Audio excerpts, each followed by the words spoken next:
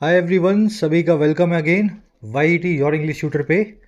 आज की क्लास जो बेस्ड है, आपने कई बार सुना होगा, कभी कभी किसी डॉक्टर से किसी मरीज़ की मौत हो जाती है तो डॉक्टर की धुलाई हो जाती है। मरीज़ के परिवार वाले जो हैं मृतक के, डॉक्टर की अच्छे से धुलाई कर देते हैं। तो इस पे नए कानून कुछ बनाए जा रहे हैं जिनमें डॉक्टर्स को अभी भी काफ़ी ऑब्जेक्शन है। इसी चीज़ पे आर्टिकल बेस्ड है। कैरी ऑन डॉक्टर, लगे रहो डॉक्टर साहब, इसका आर्टिकल है। इंटरेस्टिंग आर्टिकल, इन्फॉर्मेटिव है ऑफ कोर्स। और ये आपका क्विज़ है। क्विज़ से क्लास के लास्ट में निपटेंगे, लेकिन इसको ध्यान में रखना, इसमें कॉम्प्रिहेंशन, वोकैब, ग्रामर तीनों इंक्लूडेड हैं। जो आप सीखो इस क्विज़ पे अप्लाई करना, ताकि 10-11 मार्क्स आपको at the end of the class मिल सकें। चलिए क्लास को शुरू करते हैं।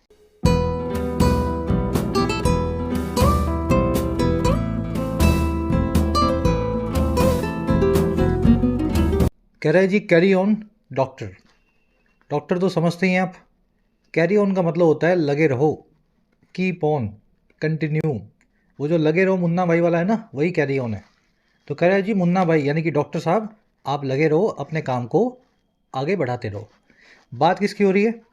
कह रहे doctors must not fear prosecution unless gross negligence is proven.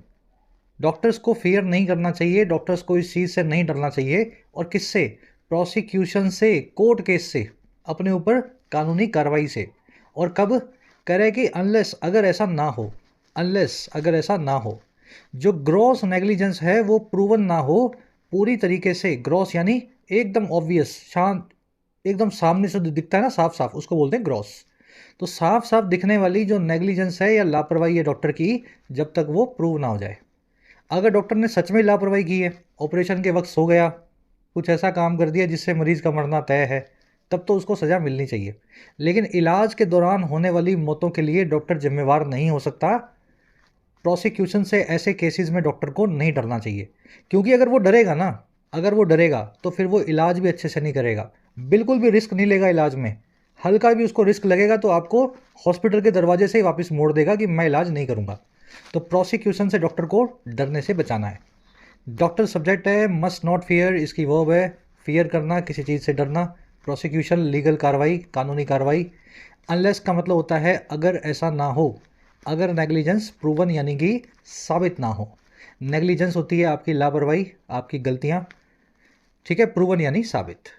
अब इस सेंटेंस में कुछ देखने वाला है क्या? चलो, अनलेस, लेस्ट और अनटिल वाला कॉन्सेप्ट तो आज अपने करने की ज़रूरत मेरे ख्याल से नहीं है।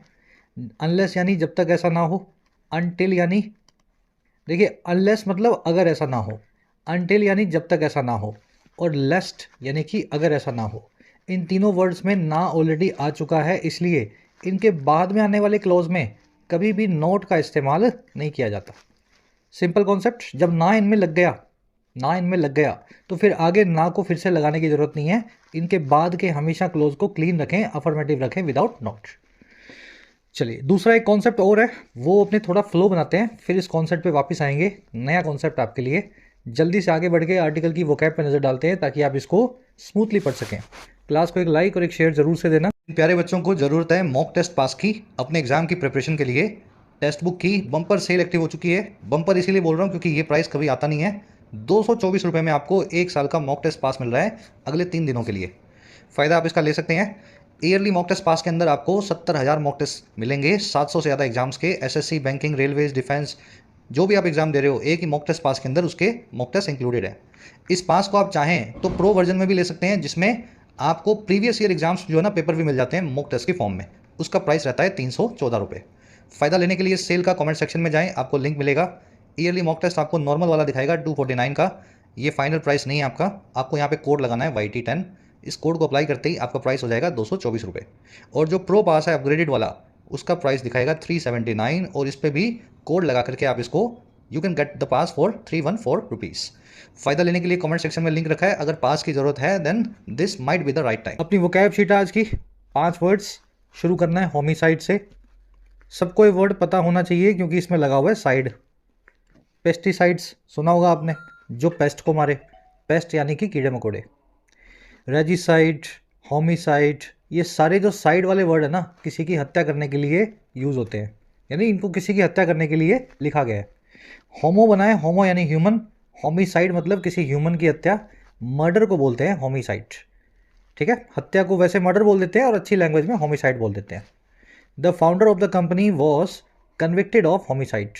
कंपनी के संस्थापक को, फाउंडर को कॉन्विक्ट किया गया, यानी कि उनका आरोप सिद्ध किया गया, कोर्ट में प्रूव किया गया कि उन्होंने ही काम किया है, और वो काम था होमिसाइड का, हत्या का। कॉन्विक्ट एक ऐसी वर्ब है, अपने बाद हमेशा ऑफ लेगी जिस भी चीज़ का आरोप या ब्लेम आप पे प्रूव होता है। मर्डर को एग्जीक्यूशन, असैसिनेशन, इन दोनों वर्ड से भी बताया जाता है। नेक्स्ट वर्ड की तरफ बढ़ेंगे, ये है रेलेवेंट। रेलेवेंट मतलब जो संबंधित हो, जुड़ा हुआ हो, किसी चीज़ से रिलेटेड हो। जैसे इस चैनल पे अगर मैं अभी सोशल साइंस की वीडियो डालने लगूँ, है ना, सोशल साइंस जो मैंने शायद अच्छे से कभी पढ़ा भी नहीं होगा और पढ़ाया भी नहीं होगा, तो वो वीडियोज़ इस चैनल के लिए रेलेवेंट नहीं होंगी। आप तो यहाँ इंग्लिश पढ़ने आते हो ना, ज़्यादा से ज़्यादा मैं मैथ्स पढ़ा सकता हूँ, फिजिक्स पढ़ा सकता हूँ, जो मेरे सब्जेक्ट्स हैं। तो अगर यहाँ मैं सोशल साइंस पढ़ाने लगूँ, लिटरेचर पढ़ाने लगूँ, तो वो रेलेवेंट वीडियोज़ नहीं है। समझ पा रहे हो? ऐसे वर्ड्स को कनेक्ट करो, दिमाग में अपने बना के बैठाओ, इनको थोड़ा सा वैसे करो, है ना। द मोस्ट पर्टिनेंट और relevant concern for Europe today is an energy crisis in winter. सबसे ज़्यादा जो रिलेटेड कंसर्न है, सही कंसर्न है, वक्त के हिसाब से जो चिंता है यूरोप की, वो है एनर्जी का क्राइसिस आने वाली सर्दियों में। एनर्जी क्राइसिस मतलब तेल नहीं मिले उनको, लिक्विड गैस नहीं मिले, गर्मियों में उनके घर जो है बहुत ठंडे हो जाते हैं, तो उनको टेम्परेचर कंट्रोल के लिए कुछ चाहिए होता है, कुछ जला सकें वो।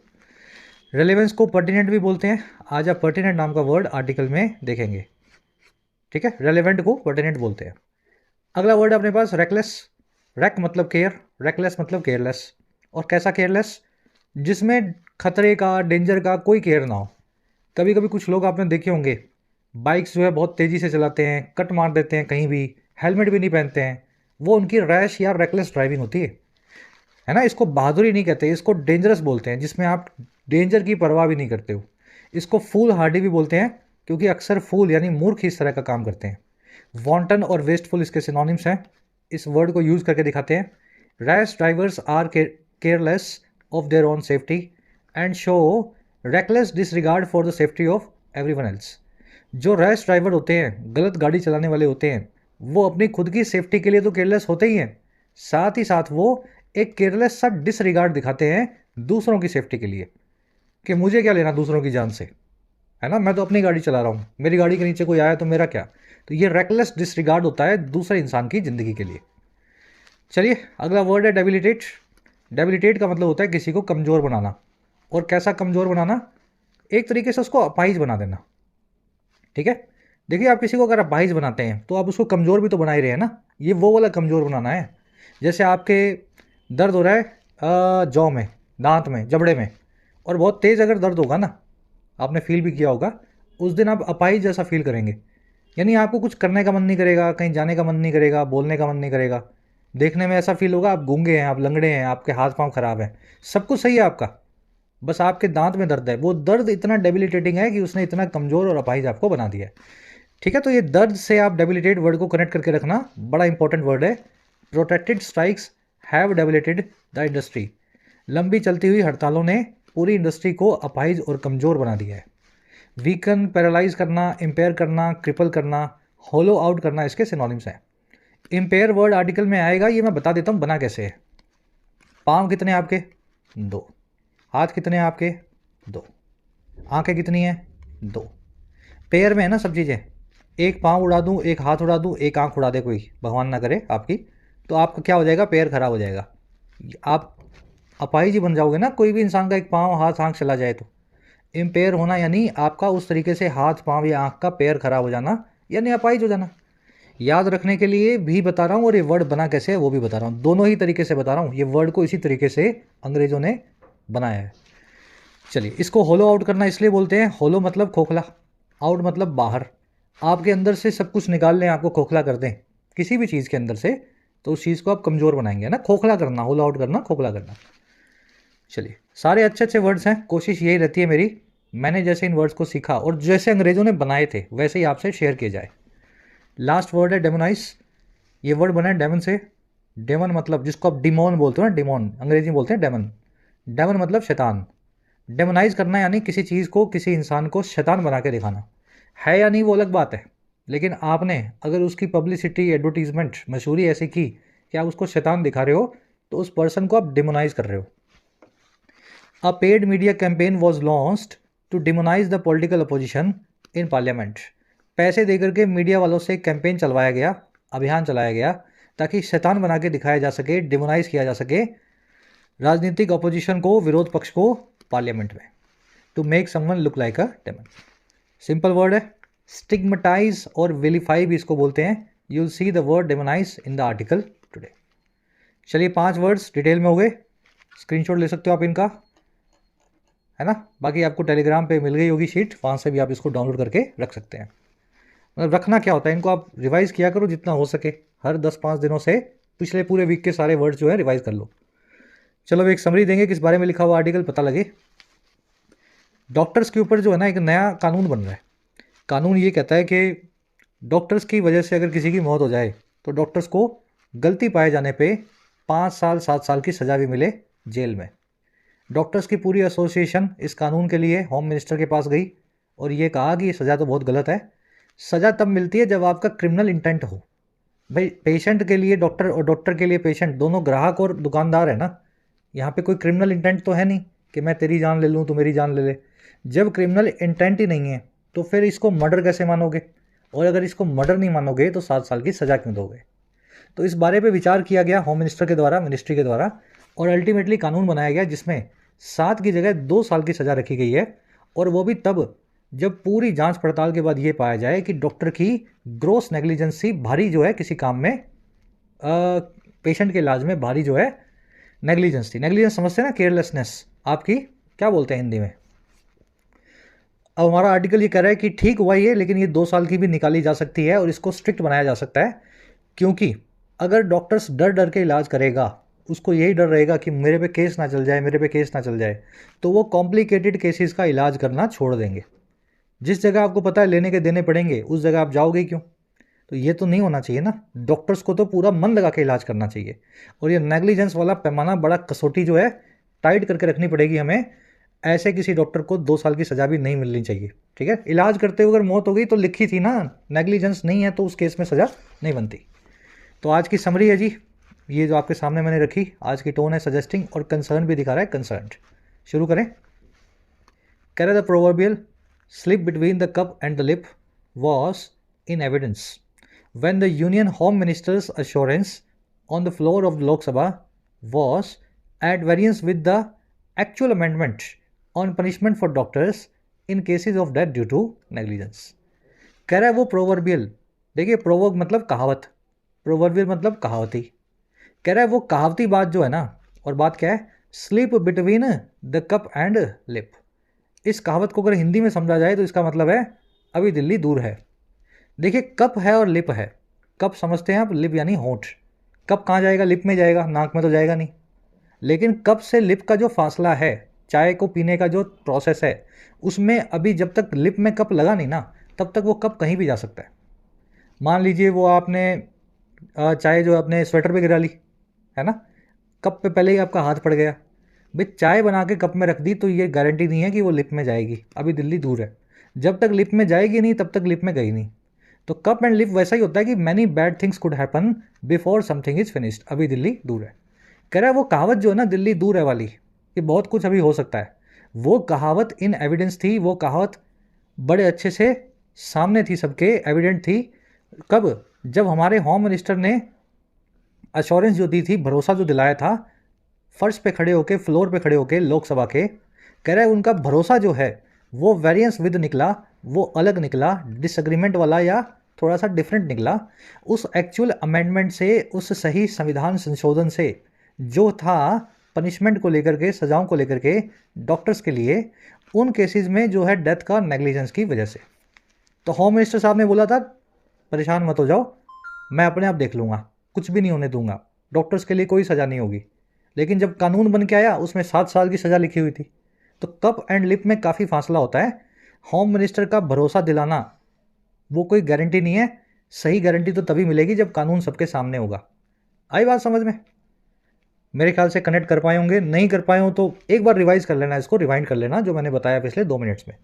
प्रोवर्बियल मतलब कहावती, इसको सो कॉल्ड या वेल नोन या क्लीशेड भी बोलते हैं, कहावती चीज़ को, जो प्रोवर्ब से मिलके बनी हो, है ना। प्रोवर्बियल कोई भी चीज़ हो सकती है। इसकी वर्ब है वॉज,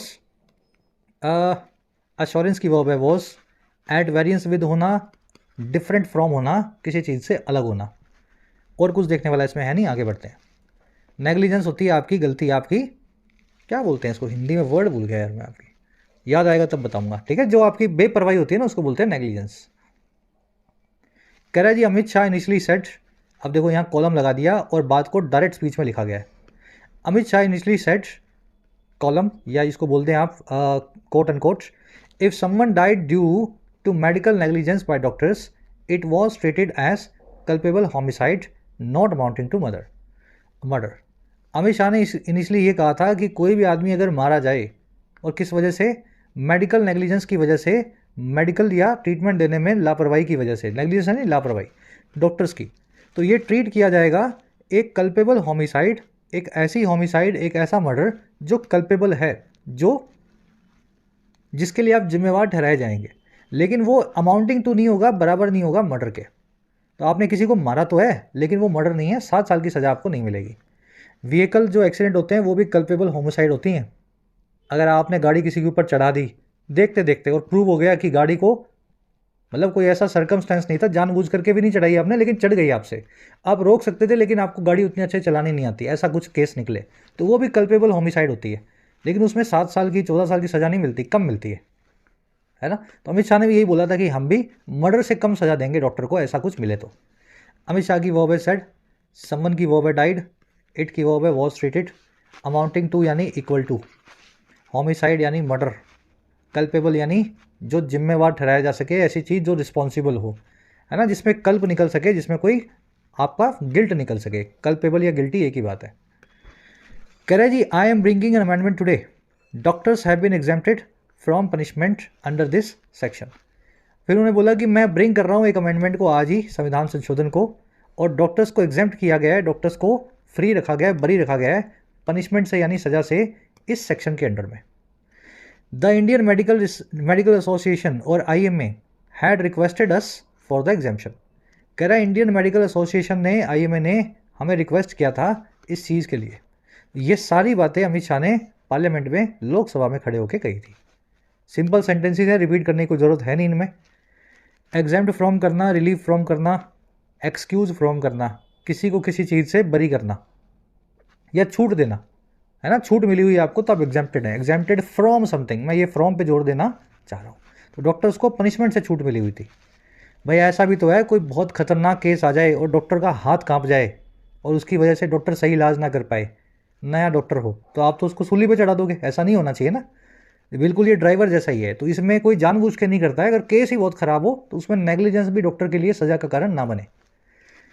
चलिए, कह रहा द इंडियन मेडिकल एसोसिएशन और IMA, ये तो हो गया पूरा। फिर हुआ क्या, कह रहा the amendment Bharatiya Nyaya second Sanhita bill 2023 passed since however did not provide that blanket exemption to doctors.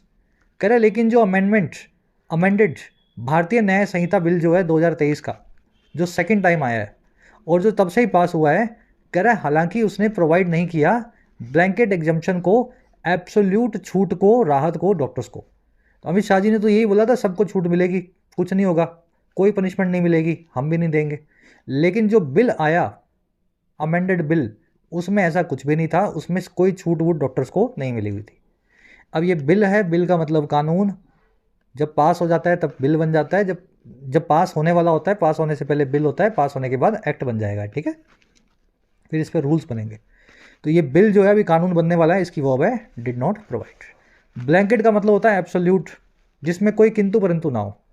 Exemption तो एग्जम्पशन, फिर ऐसा नहीं है इस डॉक्टर को मिलेगी, जानवरों वाले को नहीं मिलेगी, आदमियों वाले को मिलेगी, सुबह मिलेगी शाम को नहीं मिलेगी, ऐसा कुछ नहीं। ब्लैंकेट बैन ऐसा बैन होगा जो एब्सोल्यूट बैन है। ब्लैंकेट एग्जम्पशन ऐसी एग्जम्पशन है जिसमें कोई किंतु परंतु नहीं है, जो अपने आप में कंप्लीट है।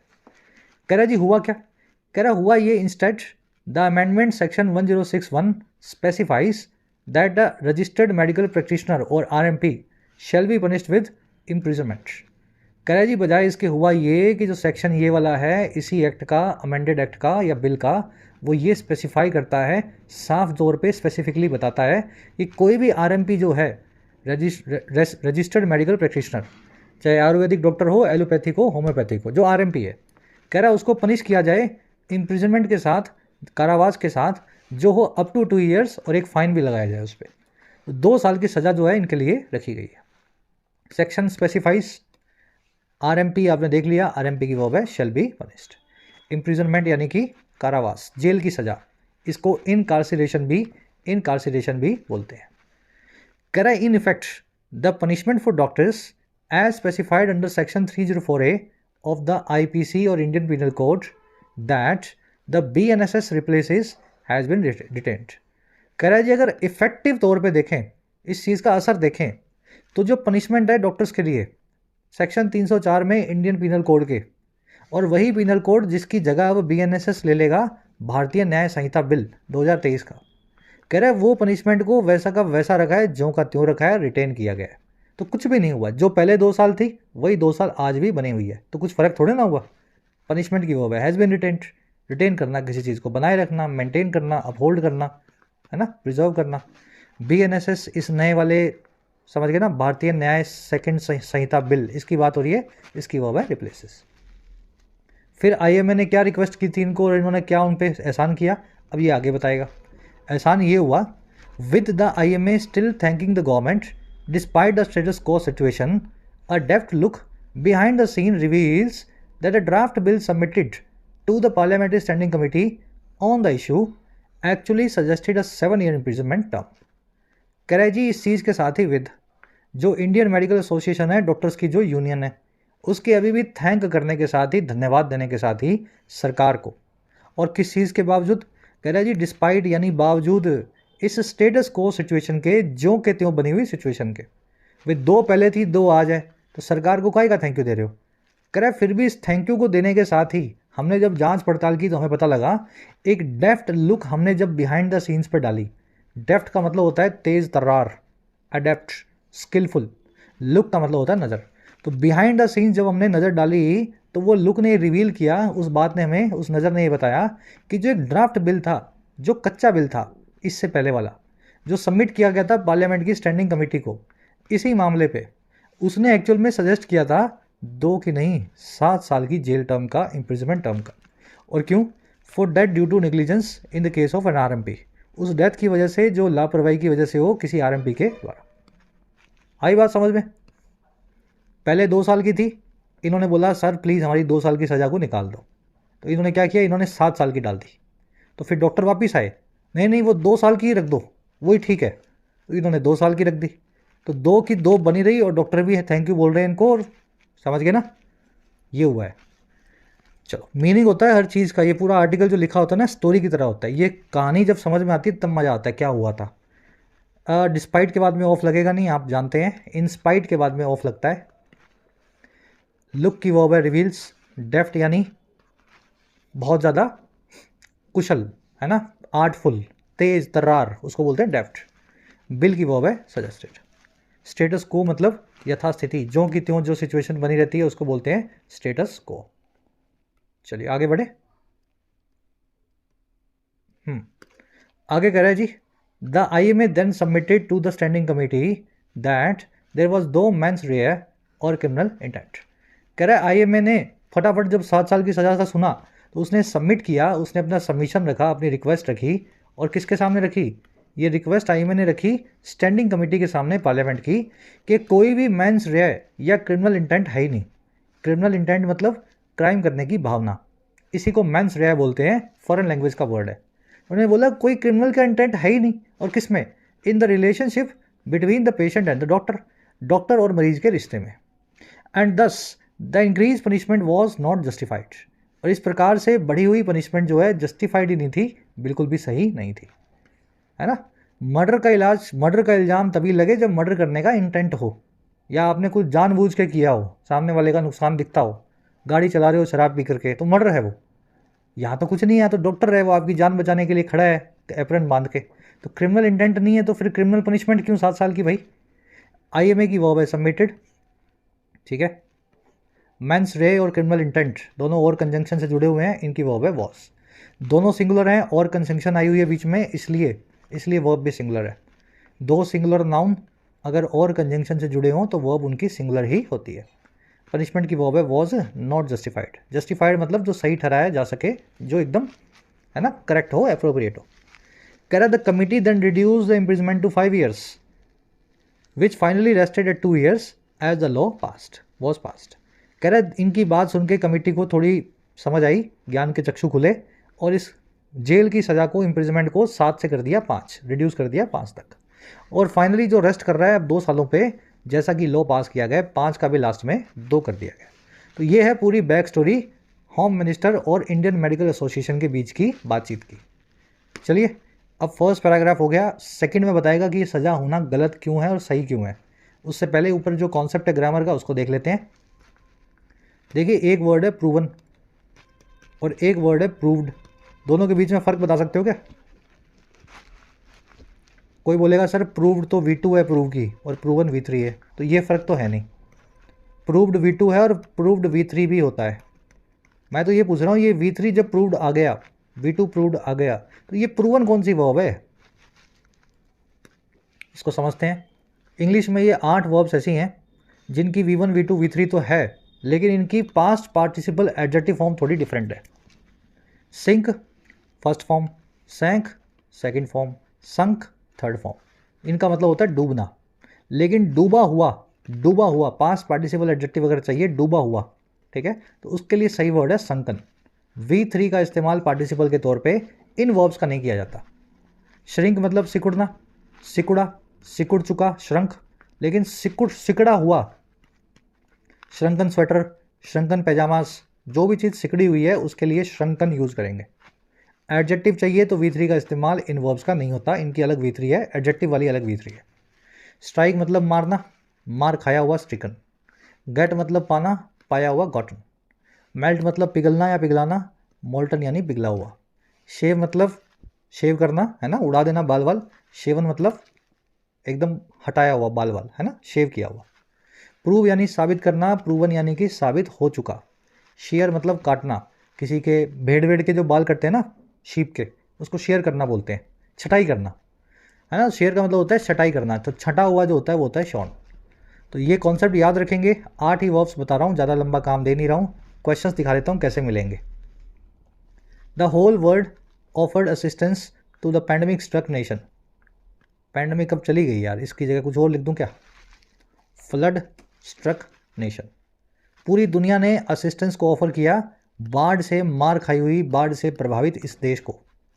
देखो फ्लड स्ट्रक नेशन जो है ना, ये फ्लड स्ट्रक एक एडजेक्टिव है और स्ट्राइक वर्ब की थर्ड फॉर्म का इस्तेमाल एडजेक्टिव के तौर पे नहीं होता। इसकी एडजेक्टिव फॉर्म अलग है, स्ट्रिकन। यहाँ पे ये वर्ब तो है नहीं।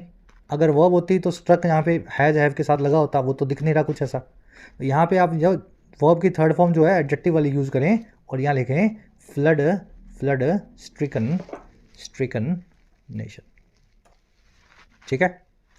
The scientist are trying to test an already proven theory, prove theory. Scientist try कर रहे हैं टेस्ट करने की एक पहले से ही प्रूव की गई थ्योरी को। ऐसी थ्योरी जो पहले से ही साबित है उसको फिर से टेस्ट कर रहे हैं। थ्योरी कैसी है? थ्योरी प्रूवन है।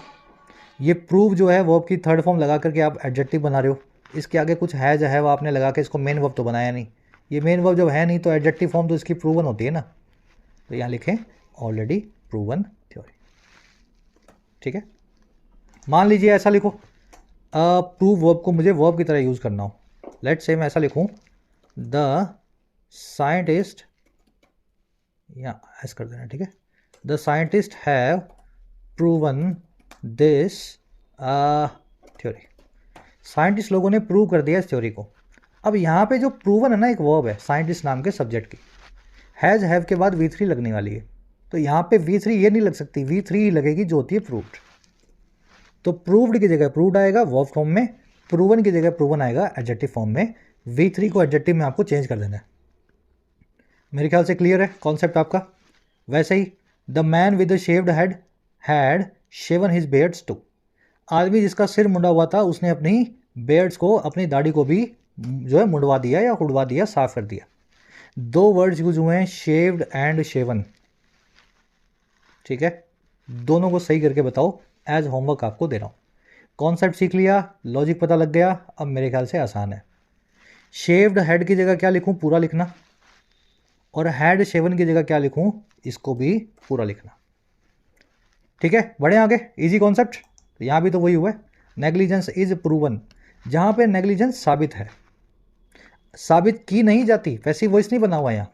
मान लो पैसिव वॉइस लिखा होता तो is proven by a court of law, ऐसा कुछ पैसिव वॉइस नहीं है यहाँ, उस केस में यहाँ पे प्रूव्ड होता है ना। तो यहाँ पे प्रूवन एक एडजेक्टिव है, मेन वर्ब इज के बाद में आया हुआ है। चलिए नेक्स्ट पैराग्राफ पे आ जाओ।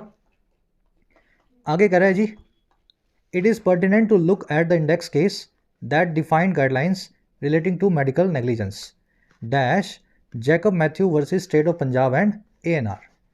कह रहा है जी ये भी रेलेवेंट होगा, पर्टिनेंट होगा, रिलेटेड होगा अगर आप लुक ऐट करें इंडेक्स केस पे। इंडेक्स केस कौन सा होता है, जहाँ से सारी लाइन में वो आदमी जहाँ से लाइन शुरू हुई है। इंडेक्स केस वो है जिसके ऊपर ये पूरा मामला जो है बना हुआ है। जैसे संविधान के ढांचे का एक केस है, मैं नाम भूल गया, केशवानंद भारती। केशवानंद भारती जो है, वहाँ से संविधान का मूलभूत ढांचा क्या होगा, है ना, वो एक इंडेक्स केस है for the basic structure of constitution, if I am right. तो हर मामले का एक इंडेक्स केस होता है जिसके ऊपर से वो पूरा मामला बेस्ड होगा। तो हम इंडेक्स केस को अगर देखें, मेन केस को अगर देखें, तो उसको देखना भी बिल्कुल सही होगा, पर्टिनेंट होगा। और ये वही केस है जिसने डिफाइन किया था इन गाइडलाइंस को, जो जुड़ी हुई हैं मेडिकल नेग्लिजेंस से, इलाज में होने वाली लापरवाही से। केस का नाम है Jacob Matthew versus state of Punjab and ANR 2005 का। कह रहे the court held that the negligence should be gross. Court ने इस केस में मेंटेन किया, इस बात को हेल्ड किया, अपना फैसला दिया कि जो नेग्लिजेंस है, जो लापरवाही है, वो ग्रॉस होनी चाहिए, एकदम साफ सुथरी दिखाई देने में हो और बहुत बड़ी हो। ग्रॉस मतलब अनक्वालिफाइड। ऐसा ना हो कोई कह रहा हो जी हाँ जी यहाँ तो है थोड़ी नेग्लिजेंस, और कोई दूसरा कह रहा हो नहीं यहाँ नहीं है। एकदम क्लियर कट हो, अनक्वालिफाइड, साफ सुथरी और बड़ी हो। तो कोर्ट का ये मानना था ऐसी लापरवाही होनी चाहिए। Of a significantly high degree, जिसकी डिग्री बहुत हाई हो, जिसका लेवल बहुत ज़्यादा हो। And consequently criminal liability would come up only if the physicians act can be demonstrated to be negligent.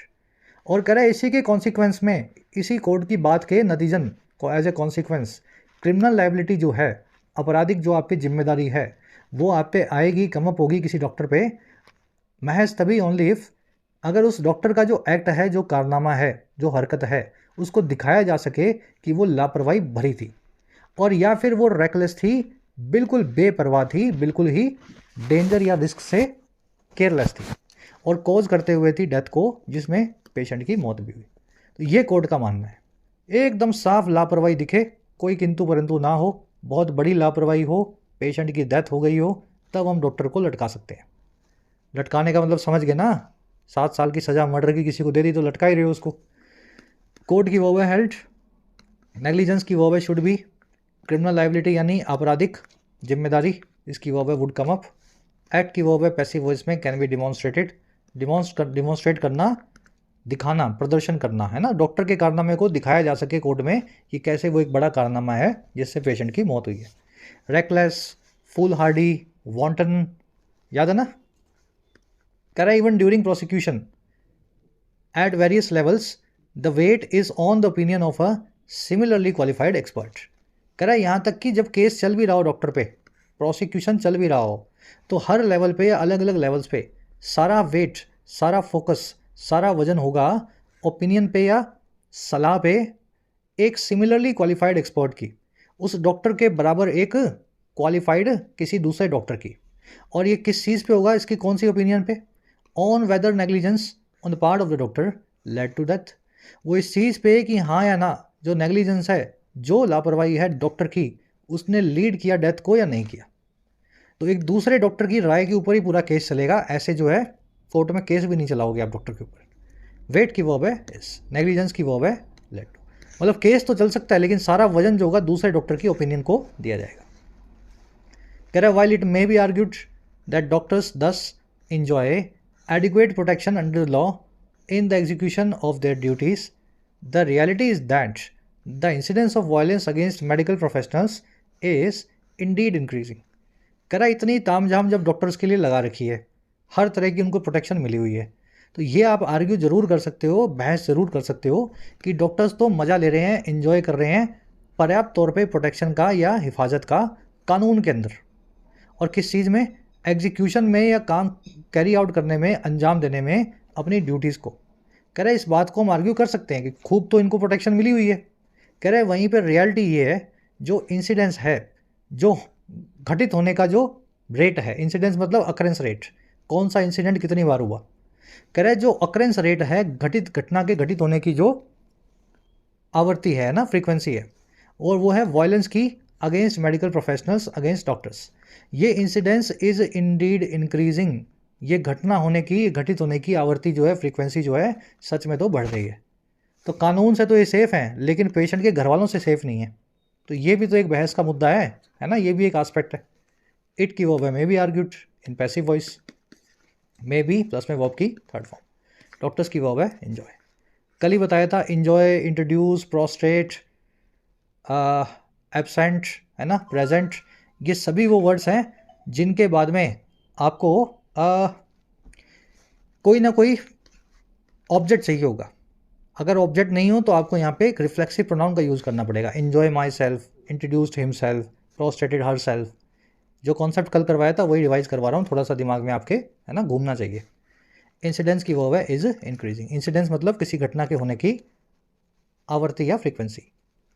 Correct to offer doctors refuge from fear of assault while discharging their duty and to ensure that any decision made is not clouded or impaired from such fear is important। कह रहा है जी दो काम बड़े important है।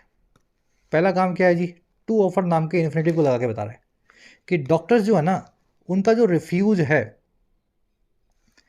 Offer करना doctors को, refuge, to offer doctors refuge, refuge मतलब शरण, राहत, है ना, प्रोटेक्शन। और किससे, इस डर से जो है हमले का। और कब, जब वो ऑपरेशन कर रहे हैं, अपनी ड्यूटी को डिस्चार्ज कर रहे हैं। कह रहा है जी पहला ये काम। और दूसरा काम है जी टू इंश्योर, इस चीज़ को पक्का करना। और किस चीज़ को इंश्योर करना, कि कोई भी डिसीजन जो है वो लेते हैं वो क्लाउडेड ना हो, वो बादलों से ढका ना हो, या फिर इम्पेयर्ड ना हो, कमज़ोर ना हो, ऐसे फियर से, मार खाने के डर से।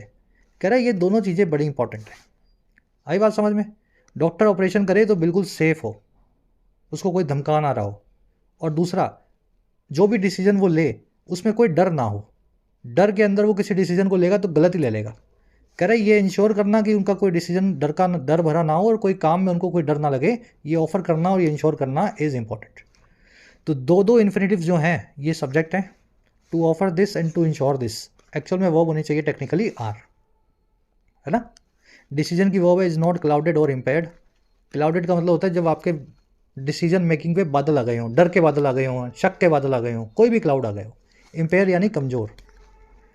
कह रहा है जी no one is above the law but any attempt to demonise doctors for deaths that occur may cause them to hold back from giving patients the best available care. कह रहा है कोई भी कानून के ऊपर नहीं है, ना डॉक्टर्स है, ना हम है, ना कोई भी है।